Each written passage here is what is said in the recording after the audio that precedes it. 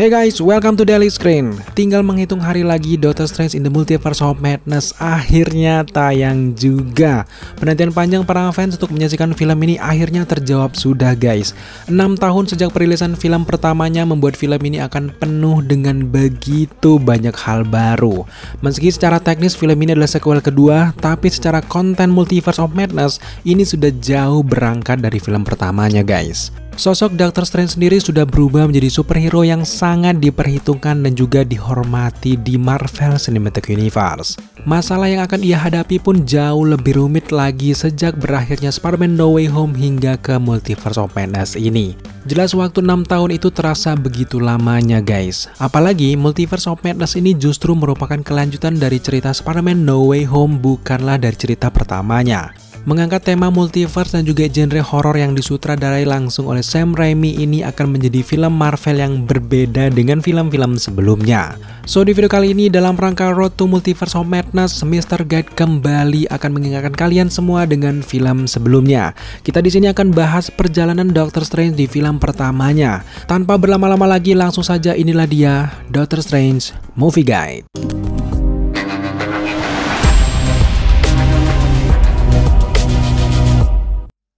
Film Doctor Strange dirilis pertama kali pada tahun 2016 dan disutradarai oleh Scott Derrickson. Film ini menjadi origin story dari karakter baru yang diperkenalkan oleh Marvel Cinematic Universe.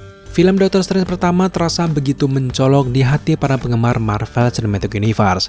Ini semua dikarenakan karakter ini cukup berbeda dengan karakter MCU lainnya. Ketika itu di tengah euforia fans melihat sosok Iron Man, Captain America, dan juga Thor, MCU tiba-tiba hadir memperkenalkan sosok penyihir dengan tone dan juga tema film yang unik. Doctor Strange sendiri adalah seorang dokter yang sangat ahli di bidangnya. Ia terbilang sangat sukses di bidangnya ini guys. Sifatnya yang terlalu percaya diri, sedikit narsis, dan sangat sombong mengingatkan kita dengan karakter dari Tony Stark. Turning point-nya pun sama guys. Formula yang digunakan untuk mengubah Tony Stark menjadi superhero adalah sebuah tragedi. Sama seperti seorang Doctor Strange, sebuah kejadian mengubah hidupnya secara 180 derajat. Ia di sini mengalami kecelakaan parah yang membuat tangannya tidak bisa kembali normal lagi. Ia bahkan menghabiskan seluruh uang dan juga pikirannya untuk menyembuhkan tangannya itu. Tapi sayangnya semua upaya yang ia lakukan itu gagal. Bahkan hingga sifat temperamentalnya memuncak dan membuatnya berpisah dengan love interest-nya, siapa lagi kalau bukan Christine Palmer. Berbekal informasi yang ia dapatkan, Strange menggunakan sisa uangnya untuk melakukan perjalanan ke kamar Taj. Nah, di sana ia akhirnya mendapatkan sesuatu yang belum pernah ia dapatkan sebelumnya. Apa itu? Yap, tentu saja penolakan. Ia di sini sempat diusir dan tidak diperkenankan masuk ke kamar Taj karena kesombongannya yang benar-benar berbeda. Karena tidak punya uang lagi dan sudah benar-benar hopeless, Strange kemudian menunggu di depan pintu. Tapi selanjutnya ia akhirnya dipersilakan masuk kembali dan akhirnya ia menemui The Ancient One untuk pertama kalinya. Ini tentu adalah momen di mana Doctor Strange diperlihatkan keajaiban ilmu sihir, dan tidak hanya itu, ia juga diperlihatkan berbagai macam dimensi yang eksis di alam semesta ini. Bagi seorang saintis, apa yang ia lihat tentunya dianggap sebagai halusinasi saja. Tapi Ancient One kemudian berhasil membuka mata Doctor Strange dan meyakinkannya bahwa semua itu memang benar-benar nyata. So, secara mendasar, MCU sebenarnya sudah membahas akar dari multiverse dari film Doctor Strange yang pertama ini guys. Melalui Mirror Dimension, Doctor Strange sendiri akhirnya percaya kalau realitanya selama ini bukanlah satu-satunya realita yang ada. Ada dimensi yang tidak terlihat di mata manusia biasa, dan itu faktanya adalah hal yang ilmiah. Selanjutnya, Doctor Strange kemudian menetap di kamar Taj dan belajar ilmu sihir sejak saat itu. Tujuannya cukup sederhana sebenarnya, ia ini hanya ingin menyembuhkan tangannya saja.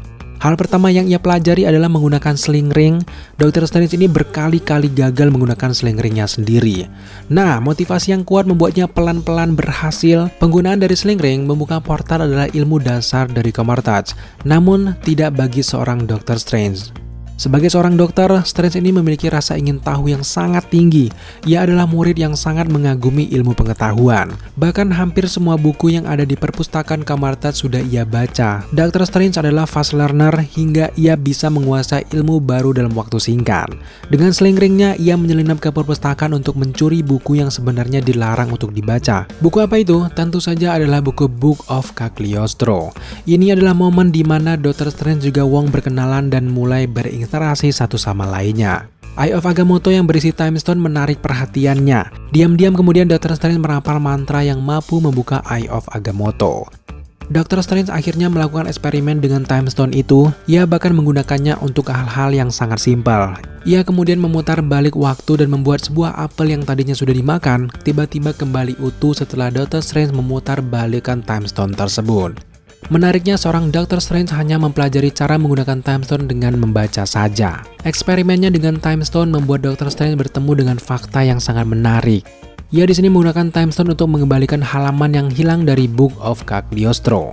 Nah, disinilah titik masalahnya guys. Halaman yang hilang itu adalah mantra ritual untuk memanggil Dormammu. Halaman buku yang sudah dirobek ini ternyata dicuri oleh Caecilius, mantan murid di Kamar-Taj yang ternyata berkhianat. Aksi seorang Dr. Strange dihentikan oleh Wong dan juga Mordo pada akhirnya. Nah, di sini Mordo mulai menjelaskan tentang time loop dan juga paradoks. Itu tentu saja adalah konsekuensi dari mempermainkan waktu dan juga tatanan realitas. Di momen ini Dr. Strange sudah terlalu jauh mengetahui apa yang sebenarnya terjadi. Nah, karena hal itulah membuat Wong dan juga Mordo menceritakan tentang Dormammu dan juga pengkhianatan dari Caecilius. Sebenarnya ini bukanlah satu-satunya alasan. The Ancient One tahu kalau Dr. Strange adalah orang yang ditakdirkan menjadi penyihir agung yang lebih baik nantinya. Dr. Strange sendiri sempat ditolak, ia hanya ingin menyembuhkan tangannya saja. Hingga penyerangan Caecilius ke salah satu Santum Santorum membuat jalan hidupnya berubah. Ia di sini terjebak dalam situasi tersebut sehingga Dr. Strange harus berhadapan dengan Caecilius sendirian.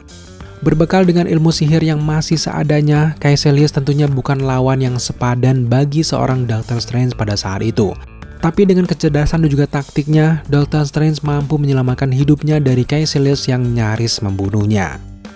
Nah, momen inilah yang kemudian mengubah pola pikir dari seorang Dr. Strange. Ia yang tadinya hanya ingin menyembuhkan tangannya, kini menjadi pribadi yang harus menyelamatkan dunia. Dr. Strange semakin memperlihatkan bakatnya dalam mystic art. Ia benar-benar terpukul karena The Ancient One bahkan meninggal dan menyisakan dirinya bersama Wong dan juga Mordo sebagai penjaga Santum Santorum. Pada akhirnya ketiganya bahu-membahu menggagalkan upaya dari Caecilius untuk membangkitkan Dormammu. Tapi sayangnya lagi-lagi jalan terakhir yang harus dilakukan adalah menggunakan Time Stone. Dr. Strange kemudian memutar balik waktu dan menciptakan time loops. Ia lalu mendatangi Dormammu untuk berunding. Dan disinilah kecerdasan Dr. Strange terlihat dan jelas membuat kita kagum. Ia di sini tahu ia tidak akan bisa mengalahkan seorang Dormammu. Makanya ia menjebak Dormammu ke dalam time loops untuk berunding. Hingga pada akhirnya Dormammu bersedia pergi dengan membawa Caecilius dan juga pengikutnya. Meskipun berakhir, seorang Mordo ternyata kecewa dan tidak suka dengan perbuatan dari Dr. Strange tersebut guys. Baginya, penggunaan Time Stone tetap saja akan merusak tatanan alam semesta. Efek perbuatan dari Dr. Strange ini berakar di sini guys. Puncaknya terjadi tentu saja di film Spider-Man No Way Home. Konsekuensi tersebut ternyata harus ia hadapi di film selanjutnya, apalagi kalau bukan Dr. Strange in the Multiverse of Madness. Selama selang dari 6 tahun ini, perubahan karakter Dr. Strange sangat besar guys. Kita harus akui kalau perubahan karakter dari Dr. Strange benar-benar sangat besar. Langkah yang tepat dari MCU ternyata membiarkan sequel kedua film ini dirilis 6 tahun kemudian. Selama 6 tahun, kita bisa menyaksikan bagaimana Dr. Strange berubah dari pribadi yang sombong dan punya segalanya menjadi sosok superhero yang harus kehilangan segalanya.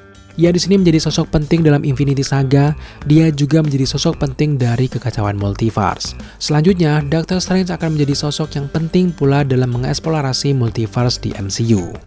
So, sejauh ini bagaimana menurut kalian semuanya tentang perubahan karakter Dr. Strange ini? Silahkan tambahkan pendapat kalian di kolom komentar di bawah. Oke guys, terima kasih kalau sudah menyaksikan video movie guide Dr. Strange kita sampai akhir. Jika kalian suka dengan konten seperti ini, jangan lupa dukung kita dengan cara subscribe, like, komen, dan share. Serta jangan lupa juga untuk nyalakan notifikasi agar kalian mengetahui apabila kita mengupload video setiap harinya. Thank you guys.